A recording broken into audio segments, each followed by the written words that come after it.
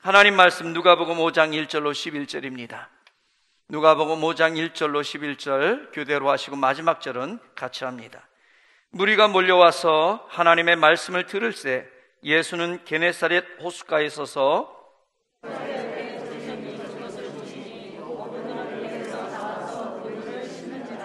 예수께서 한 배에 오르시니 그 배는 시몬의 배라. 육지에서 조금 떼기를 청하시고 앉으사 배에서 무리를 가르치시더니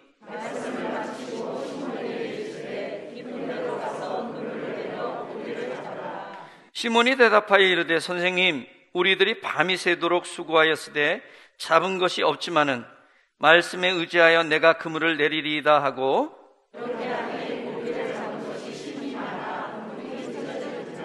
이에 다른 배에 있는 동무들에게 손짓하여 와서 도와달라 하니 그들이 와서 두 배 채움에 잠기게 되었더라.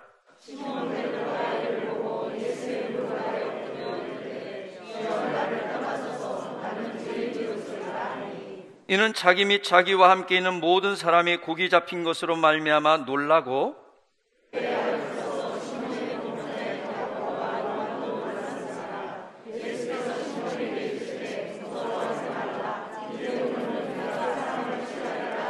같이 합니다. 그들이 배를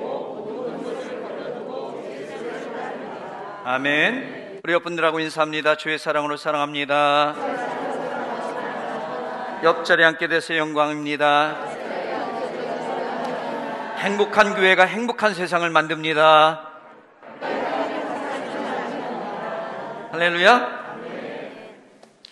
여러분, 유명 인사와 점심 식사를 한다면 얼마까지 지불할 의향이 있으십니까? 유명 인사예요. 같이 밥을 먹게 돼요. 돈을 얼마까지 내실 수 있겠어요? 안 내십니까? 유명 인사가 내야지. 그런가요? 일부 때는 10,000원 내신다고 하는 분이 있었는데 삼부 성가대에서는 고개를 살랑살랑 흔드시는데요. 예. 세계적인 투자가 있죠. 워렌 버핏이 2000년부터 본인과의 점심 식사를 경매에 내놓았는데 매년 엄청난 그 액수의 경매에 됩니다. 2019년은 특별히 54억에 당첨됐습니다. 그러니까 워렌 버핏하고 식사를 한번 하는데 54억을 내야 돼요. 저기 이제 머리 흰 분이 워렌 버핏이고요. 그 젊은 분이 이분이 그 코인 그거 했던 개발업자인가 뭐 그렇다는데 54억을 내고 점심을. 여러분, 왜 이 거액을 내고 점심을 같이 먹을까요? 세계적으로 성공한 워렌 버핏의 지혜와 경륜을 직접 들을 수 있기 때문에 이 돈을 내고서라도 그렇게 하겠다는 거죠. 물론 54억을 한 끼 점심값으로 낼 수 있다면 크게 성공한 사람일 겁니다. 그런데 더 큰 성공을 원해서 기꺼이 그러고 싶다는 거죠. 물론 여기서 제가 말씀을 드리는 것은 돈만 관계된 것은 아닙니다. 인생의 모든 부분에서 성공 누구나 원할 겁니다. 예. 내가 살아가면서 내 인생은 실패한 인생이 되고 싶어. 나는 실패한 인생이 될 거야. 이렇게 생각하는 사람 누구도 없습니다. 모든 사람은 다 성공한 인생을 살고 싶을 것입니다. 그게 경제뿐만 아니라 다방면에서 마찬가지죠. 내 인생, 성공한 인생이 되고 싶습니다. 그래서 성공학 강의가 그렇게 인기를 끌고 자기 개발서 책들이 그렇게 불티나게 팔려 나가는 겁니다. 자, 그런데 이 성공학 강의와 이 자기개발서의 책들을 요약하면 크게 3가지인데 성공을 위해서는 3가지 조건이 꼭 필요하다는 거예요. 그 첫 번째가 성공하려면 경험이 있어야 된다는 겁니다. 같이 한번 읽겠습니다. 성공의 첫 번째 조건 시작. 성공의 첫 번째 조건 풍부한 경험. 예, 성공하려면 경험이 있어야 된다는 거예요. 그래서 경험 쌓으려고 그렇게 노력하는 거 아니에요? 회사에서 직원을 뽑을 때도 유경험자 우대 이런 표현들이 있죠. 예, 스펙을 쌓습니다. 뿐만 아니죠. 있는 돈 없는 돈 들고 먹어가지고 자녀들 어학연수 보냅니다. 유학 보내려고 합니다. 왜 그래요? 한국에서 공부해가지고 영어 공부하는 거 이것 말고 현지에 가서 직접 경험하면서 그 경험을 쌓는 것이 중요하다 생각해서 있는 돈 없는 돈 긁어 모아서 어학연수 보내는 거 아니에요? 인턴 생활 왜 합니까? 월급도 조금 받는데. 경험 쌓으려고 하는 거죠. 그렇습니다. 경험 없이 성공하는 것은 쉽지 않습니다.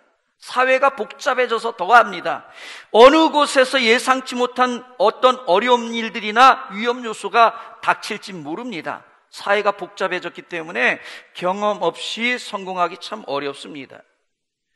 그래서 퇴직한 분들이 이제 자영업을, 프랜차이즈 영업을 시작하면 치킨집이라든지 피자집이라든지 베이커리 이런 거 하잖아요. 그런데 경험이 없다 보니까 이게 쉽지가 않습니다. 심지어는 퇴직금까지 사기당하는 경우도 있습니다.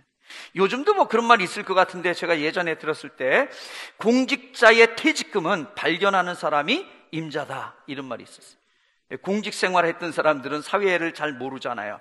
그래서 그분들이 이제 퇴직을 하고 그것 가지고 이제 프랜차이즈 개인 영업을 시작할 때, 개인 비즈니스를 시작할 때 빨리 발견하는 사람이 그걸 사기쳐서 먹을 수 있다, 그런 얘기죠. 예. 경험이 없으면 어렵습니다. 경험이 있어야 성공할 수 있다라는 말, 그런 면에서 보면 틀리지 않은 말 같습니다. 그런데 세상 돌아가는 것을 가만히 보니까 항상 그런 것은 아니더라는 거죠. 만약에 경험이 있어서 성공할 수 있다면 전문 투자가들은 실패하면 안 됩니다. 왜요? 이 사람들은 경험이 많은 사람들이잖아요. 전문 투자가들, 수많은 경험을 한 사람들입니다. 그런데 때때로 보면 실패할 때가 있습니다. 대표적으로 2000년에 미국에서 있었던 일인데요. 펀드 매니저 4명, 한 명이 아닙니다. 펀드 매니저 4명이 연합군을 조성하고 원숭이하고 주식 투자 시합을 했습니다. 누가 이겼을까요? 예, 펀드 매니저가 이겼으면 제가 말을 안 하죠. 당연한 거니까. 근데 원숭이가 이겼어요. 그것도 몇 배로? 6배로. 전문가예요, 펀드 매니저들은. 그거 하는 사람들이잖아요. 많은 경험이 있어요. 그런데 졌습니다. 어리버리한 사람 했겠습니까? 이거 세계적인 뉴스거리가 될 건데, 똑똑한 펀드 매니저 4명을 뽑아가지고 했는데 졌습니다. 한 번이 아니었어요. 2010년에는 러시아에서 이 전문 펀드 매니저들하고 침팬지하고 붙였습니다. 그러는데 침팬지가 94% 이상의 이 수익률을 올렸어요. 펀드 매니저들보다 더. 그래서 이게 뉴스에 나왔습니다. 여러분, 개인뿐만이 아닙니다. 그 전문가들이 모였다고 하는 거대 집단 회사에서도 이런 일이 벌어집니다. 여러분, 필름의 제왕이라고 하는 코닥 아시죠? 옛날에 코닥 필름, 유명했죠. 필름의 제왕이라고 불렸던 코닥. 휴대폰에 전 세계 휴대폰을 거의 휩쓸고 있었던 노키아, 대표적이지 않아요? 각자의 분야에서 최고의 전문가들이 그 회사에 다 있었습니다. 필름에 대해서, 휴대폰에 대해서 똑똑하다는 사람들이, 연구원들이 다 있었습니다. 그런데 그것이 곧바로 성공으로 이어지지는 않더라는 거예요. 코닥 망했잖아요. 노키아, 지금 거의 노키아 핸드폰 쓰는 사람 없죠. 그런데요, 이게 오늘 본문에서도 마찬가지입니다. 베드로와 야고보와 요한이 오늘 고기를 잡는 장면인데요, 5절 말씀을 보니까 밤새도록 그물질을 했는데 고기 한 마리 못 잡았어요. 여러분, 베드로, 야고보, 요한, 갈릴리 고기잡이의 베테랑이었습니다. 베드로는요, 어려서부터 갈릴리에서 고기잡이로 잔뼈가 굵었고요, 야고보, 요한은 아버지가 세베대였습니다. 누구냐? 이 세베대가 어선을 여러 척 거느렸던 이 수산업자였습니다. 수산업자 그러니까 누구 생각나는데, 배를 한 대 운영하는 사람이 아니라 배를 여러 대 운영하는 그런 갑부였습니다. 베테랑이라는 것이요. 그런데 문제는 뭐예요? 오늘 본문을 보니까 실패한 후에 우울하게 그물이나 씻고 있는 거예요. 고기 한 마리 못 잡았습니다. 경험이 있었어요. 그런데 성공으로 이어지지 못했다는 겁니다. 성공하기 위해서 두 번째로 중요한 조건이 있다고 하는데, 우리 같이 한번 읽겠습니다. 그것은 풍부한 자원입니다. 성공의 시작. 성공의 두 번째 조건, 풍부한 자원. 사용할 수 있는 자본금이나 인프라가 많으면 성공할 수 있다는 겁니다. 그래서 우리도 하는 말이 돈이 돈을 벌어준다는 거잖아요. 돈이 자본금이 풍부하면 그걸 굴려서 돈을 벌 수 있다는 거죠. 그래서 선진국을 되려면 인구, 인적 자원이 1억 명은 넘어야 된다 이렇게 말합니다. 우리나라는 참 대단한 거예요. 5천만 조금 넘는 이 숫자 가지고 선진국 대열에 들어가고 있잖아요. 뿐만 아니라 인구 숫자도 그만큼 돼야 되지만 천연 자원이 있어야 된다는 거예요. 석유나 아니면 천연가스 같은 게 있어야 선진국이 될 수 있다는 거예요. 자원이 있어야 된다는 거예요. 근데 우리나라는 뭐 그런 것도 없잖아요. 이에 풍부한 자원이 성공으로 이어준다는 거예요. 여러분 실제 그렇지 않아요? 가게를 운영해도요, 크지 않은 가게를 운영해도 자본금이 많아야 구매 파워가 생깁니다. 이게 구매 파워라는 게 뭔 말이냐면, 우리가 어떤 가게에서 물건을 떼올 때 100만 원어치 띄우는 것보다 200만 원어치 띄우면요, 물건값을 싸게 해줍니다. 단가가 낮아져요. 왜? 많이 구입하니까. 200만 원보다 500만 원어치를 구입하면 단가를 더 낮춰줄 수 있습니다. 이게 구매 파워입니다. 가게를 해도 자본금이 있어야 구매 파워가 생깁니다. 뿐만 아니라 자본금이 넉넉하면 좋은 물건을 더 많이 준비해 놓을 수 있습니다. 회사들이 그래서 자본금을 자꾸 은행에 융자를 받아라서도 확보하려는 거 아니에요? 돈이 있어야죠. 그러니까 가용자원이 풍부해서 성공한다? 자원이 많이 있어야 성공한다? 일면 맞는 주장입니다. 일리가 있습니다. 그런데 기억하십시오. 일리가 있다는 말이지 항상 그렇다는 말은 아닙니다. 왜요? 코닥은 돈이 많았습니다. 가용 자원이 풍부했습니다. 그런데도 망했습니다. 거기에는 돈도 있었고 똑똑한 사람도 많이 있었습니다. 뿐만 아닙니다. 사진 찍을 사람이 줄어든 것도 아니에요. 전 세계 지구의 인구 숫자는 늘어나고 있습니다. 사진 찍을 사람들이 더 많아졌습니다. 그런데 망했어요. 노키아 보세요. 돈이 없었습니까? 휴대전화 사용할 사람이 줄어들었나요? 아니요. 휴대전화 사용량은 점점 많아지고 있습니다. 그런데도 망했어요. 왜? 사용할 자원이 부족해서 망한 것이 아니라는 겁니다. 이거 오늘 본문도 마찬가지예요. 오늘 본문을 보면 여기에는 최소한 배 2척이 있었습니다. 그물질을 잘하는 베테랑 어부들도 있었습니다. 그렇다고 갈릴리 호수의 물고기들이 씨가 마른 거냐? 아닙니다. 6절을 보니까 그물이 찢어질 정도로 고기가 많았습니다. 그런데 한 마리도 잡지 못했습니다. 자원은 풍부했습니다. 그런데 성공하지 못했습니다. 성공하기 위해서 세 번째로 주장하는 게 뭐냐면, 성공하려면 열정이 있어야 된다는 겁니다. 같이 한번 읽겠습니다. 성공의 세 번째 조건, 시작. 성공의 세 번째 조건, 뜨거운 열정. 예, 일에 미쳐야 된다는 거죠. 늘 듣는 말입니다. 일에 미쳐야 된다. 과학적인 통계도 있습니다. 1만 시간의 법칙이라는 그 법칙이 있는데요. 안데르스 에릭손이라는 사람이 심리학자가 주장한 겁니다. 우리나라 책으로 번역되는데 1만 시간의 재발견이라는 그런 책 제목으로 발간이 됐습니다. 근데 이분이 연구를 해보니까요, 어떤 사람이 성공을 하려면 그 일에 대한 열정과 그 열정을 가진 투자가 있어야 된다는 거예요. 그래서 바이올린을 이 바이올리니스트들을 통해서 살펴보니까 4,000시간을 투자를 한 사람은 음악 교사 수준이 되어지고 8,000시간을 열정을 가지고 연습한 사람은 이름 있는 음악가가 되더라는 거예요. 근데 10,000시간, 1만 시간을 넘겨서 연습한 사람들은 세계적인 마에스트로가 되더라는 거예요. 열정을 가지고 열심히 하면. 충분히, 그러니까 열정이 있어야 성공한다, 이 말 이해가 됩니다. 그런데요, 한번 생각해 보십시오. 제가 질문을 드립니다. 정말 열심히만 하면 성공할 수 있을까요? 열심히 하면 성공으로 반드시 이어질까요? 또 그게 아니더라는 거예요. 그래서 일본의 사토도미오라는 분이 자기 개발의 대가입니다. 100권 이상의 이쪽 책을 썼던 분입니다. 그런데 이분은 뭐라고 말하냐면 잘 노는 사람이 성공한다는 거예요. 잘 노는 사람이 성공한다. 열심히 하는 게 아니라 잘 노는 사람이 성공한다. 이분 한 분의 말이라면 뭐 그런다, 뭐 개인의 주장이겠지. 그런데요, 실제로 이분뿐만 아니라 한국의 김정은 교수도 비슷한 말을 했습니다. 베를린 자유대학교의 심리학 박사인데 이분이 노는 만큼 성공한다라는 책을 썼어요. 제가 이분 강의를 들었는데 얼마나 재밌게 강의를 잘하는지, 크리스찬인데 제가 그걸 받고 야, 그래, 잘 놀아야 되구나, 이런 생각이 들었습니다. 노는 만큼 성공한다. 오늘 본문 5절을 보세요. 밤새도록 그물질을 했다는 거예요. 밤새도록. 무슨 말입니까?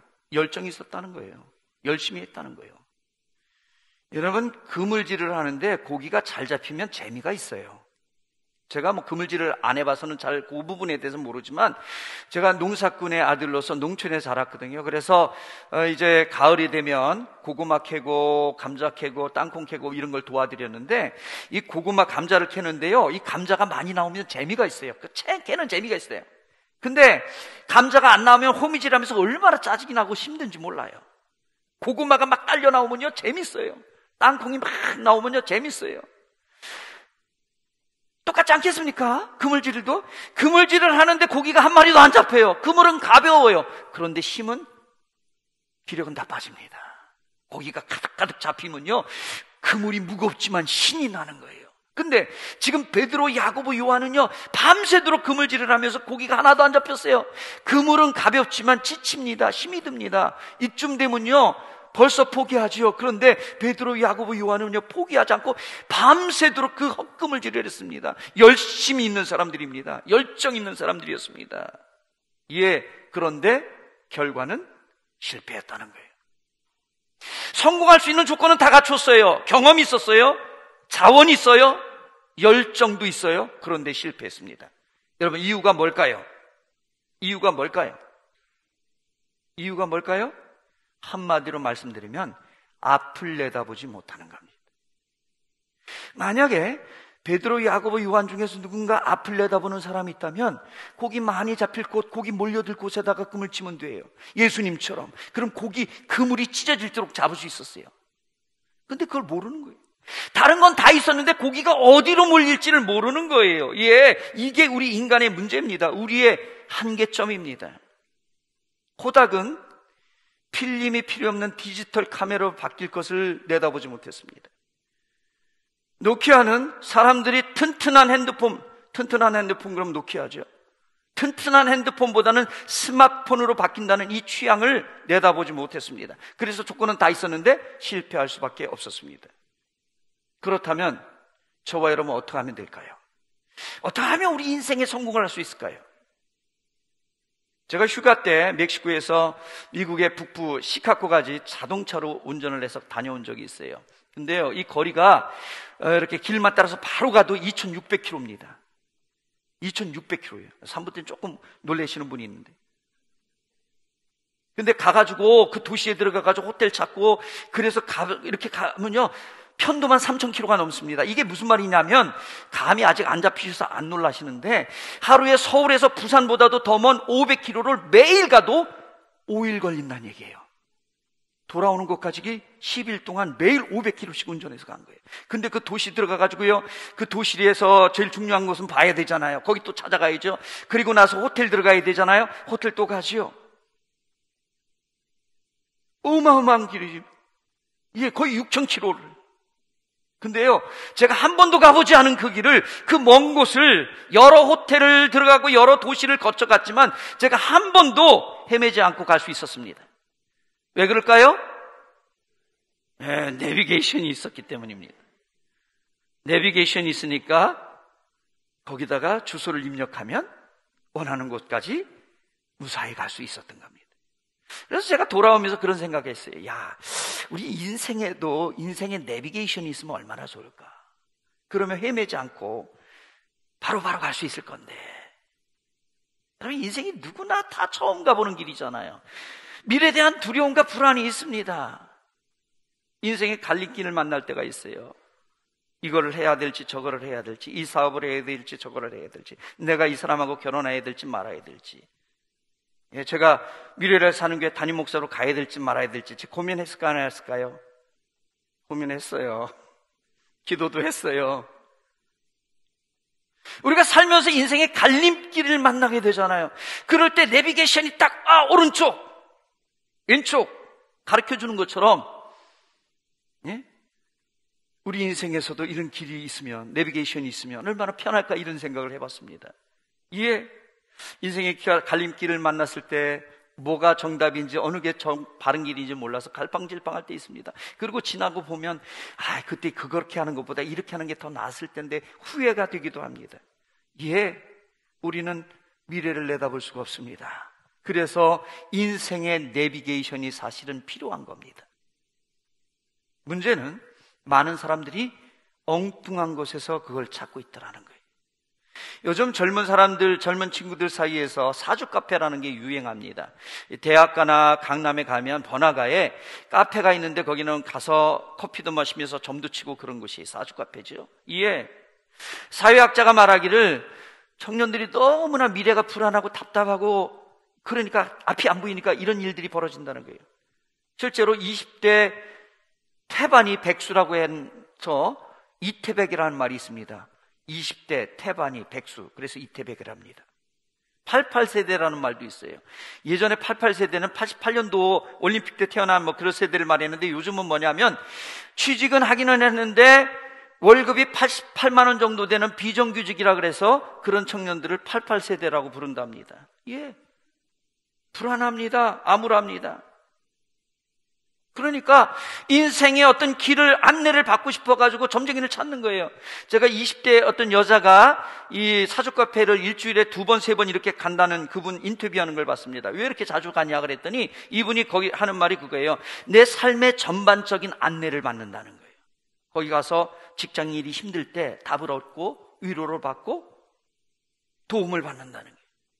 연애가 힘들 때, 결혼의 문제가 복잡할 때, 친구의 관계 속에서 어려움이 있을 때 사소한 것까지 가서 안내를 받는다는 거예요. 이 사람의 말이 뭐예요? 점쟁이가 내 인생의 안내자라는 거예요. 쉽게 말하면 인생 내비게이션이라는 거죠. 근데 여러분, 정말 점쟁이가 인생 내비게이션 맞아요? 내 인생을 책임지고 내 인생을 바르게 인도할 점쟁이가 내 인생의 내비게이션이 맞을까요?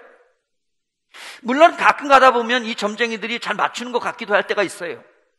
근데 여러분, 이거는 우리가 속아 넘어가는 거예요. 사기 기술에 해당하는데 이 점쟁이들이 심리적으로 상당히 뛰어납니다. 그래서 이 사람들이 쓰는 이 사기 기술이 고도의 사기 기술이랍니다. 그래서 이 사람들이 하는 이거를 전문용어로 콜드 리딩이라고 하는데 그냥 몰라도 됩니다. 그런데 하여튼간에 이런 게가 있다는 거예요. 예를 들면 이런 겁니다. 뻔한 것을 맞히는 거예요. 예를 들어서 50이 넘어가지고 60 정도 돼 보이는 사람이 딱 들어오면 딱 들어오자마자 딱 훑어보더니 부모님에게 안 좋은 일이 있군 이런다는 거예요.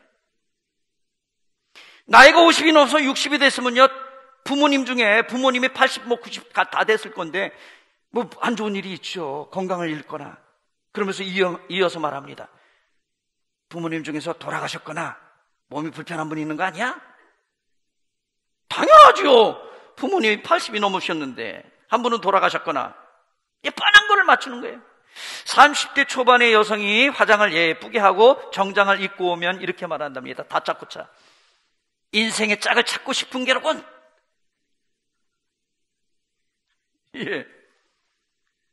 30대 초반의 여자가 화장을 하고 정장을 입고 오면 연애 문제 아니면 결혼 문제 때문에 왔다는 거예요. 대부분 확률이 그렇다는 거죠. 그런데 그 얘기를 듣는 순간 어떻게 맞췄지? 내가 말도 안 했는데. 놀라는 거예요. 뻔한 것을 맞추기입니다. 두 번째는 질문하고 엮어가기랍니다. 콜드 리딩 기술 중에 질문한 다음에 엮어가는 거예요. 들어오자마자 딱 집에 사과나무 있지? 아니, 없는데요?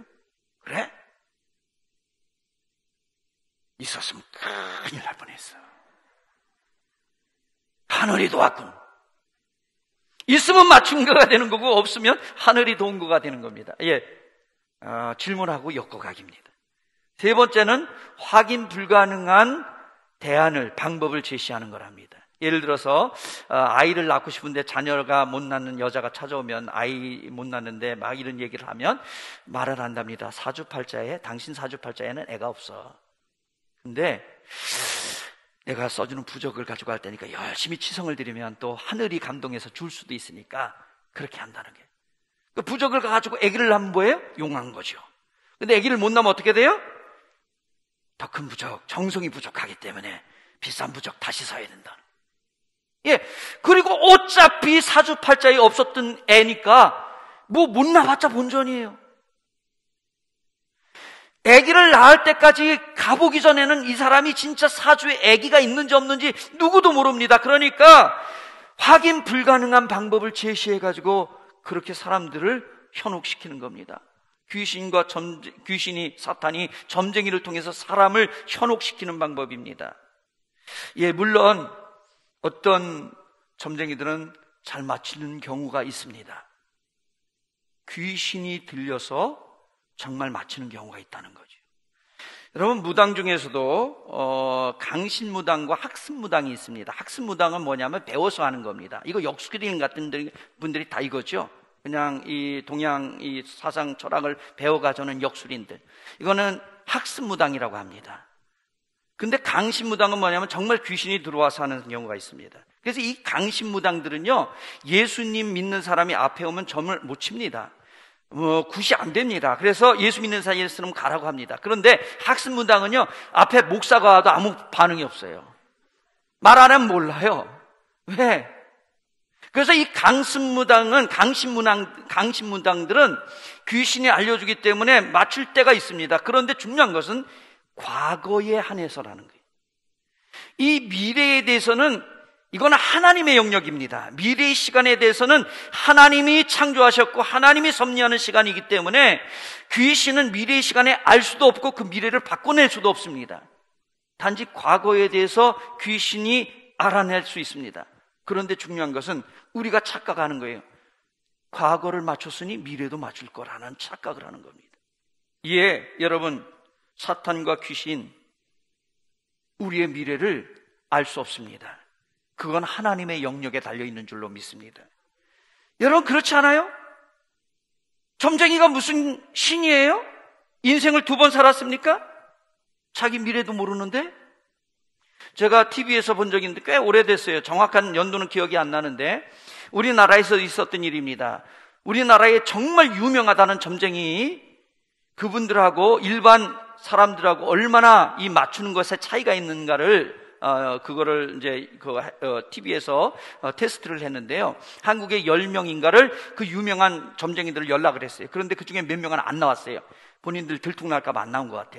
그럼 나머지 사람 해가지고 했는데요. 이 점쟁이들이 점을 치는 거예요. 점을 쳐서 둘 중에 하나 뽑고 일반 사람들은 그냥 찍는 거예요. 차이가 어떻게 났을까요? 결과는 차이가 없었어요. 0점 몇인가 그 정도 차이 났어요. 한국에서 그 유명하던 점쟁이들이 점을 친 거하고 일반 사람들이 그냥 찍는 거하고 차이가 없더라는 거예요. 예, 당연합니다. 점쟁이들이 무슨 신입니까? 자기가 무슨 인생을 2번 살아봤습니까? 알 수 있게요? 예, 자기 미래도 모르는 것이 점쟁이들이죠. 그래서 성경은 분명히 말합니다. 이사야 2장 22절에 너희는 사람을 의지하지 말라. 곧 꺼질 쉼을 내쉬는 사람에게 무슨 능력이 있겠느냐. 점쟁이 의지하지 말라는 겁니다. 그러면서 요한복음 14장 6절에 분명히 말합니다.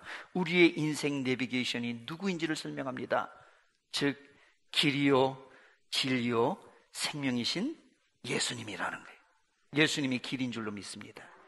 예수님께서 생명으로 가는 길인 줄로 믿습니다. 다시 말하면 무슨 말입니까? 예수님만이 내 인생의 내비게이션 될 수 있음을 믿으시기를 바랍니다. 그래서 잠언 16장 1절에 분명히 선언합니다. 마음의 계획은 사람이 세우지만 이를 이루시는 분은 여호와니 여호와께 맡기라는 겁니다. 내가 계획을 세웁니다. 그러나 그 일을 이루시는 분은 하나님이십니다. 하나님께 맡겨야 될 줄로 믿습니다. 그래서 결론적으로 여호수아 3장 4절에는 분명히 선언합니다. 하나님의 언약궤를 따라가라는 거예요. 같이 읽겠습니다. 이제 여러분은 시작. 이제 여러분은 한 번도 가본 적이 없는 길을 가게 될 것이요 그러나 언약궤를 따라가면 어느 길로 가야 할 것인가를 알 수 있을 것이요. 이스라엘 백성들이 여호수아를 통해서 하나님의 말씀을 듣습니다. 가나안 땅에 들어가면 처음 가보는 길이니 어느 길로 가야 될지 몰라요. 그런데 하나님의 언약궤를 따라가면 어느 길로 가야 되는지 알게 된다는 겁니다. 하나님의 말씀을 따라서 오늘도 주님을 따라가면 우리의 인생의 길이 어느 길로 가야 되는지 알게 될 줄로 믿습니다. 여러분, 인생은 누구나 안 가본 길입니다. 2022년 살아보신 분 없지요? 짧게 2022년도 우리는 살아보지 않았습니다. 예, 당연히 어떤 길로 가야 될지 잘 모릅니다. 이럴 때 인생 내비게이션 대신 주님의 손 붙들고 가면, 함께 가면, 언약궤를 따라가면, 주님을 따라가면 어느 길로 가야 될지 우리 알게 될 것입니다. 하나님 우리 인생을 만드신 분입니다. 우리를 가장 잘 알고 계시고 우리를 어떤 길로 인도해야 될지 가장 정확하게 알고 계시는 줄로 믿습니다. 2022년 인생 내비게이션 대신 주님을 따라 가시기를 바랍니다. 주님이라는 인생 내비게이션을 내 인생에 만들어 놓기를 축복합니다. 인생 내비게이션이 있어야 합니다. 다음 주에는 그 인생 내비게이션에 주소를 어떻게 적어야 되는지 말씀을 나누도록 하겠습니다.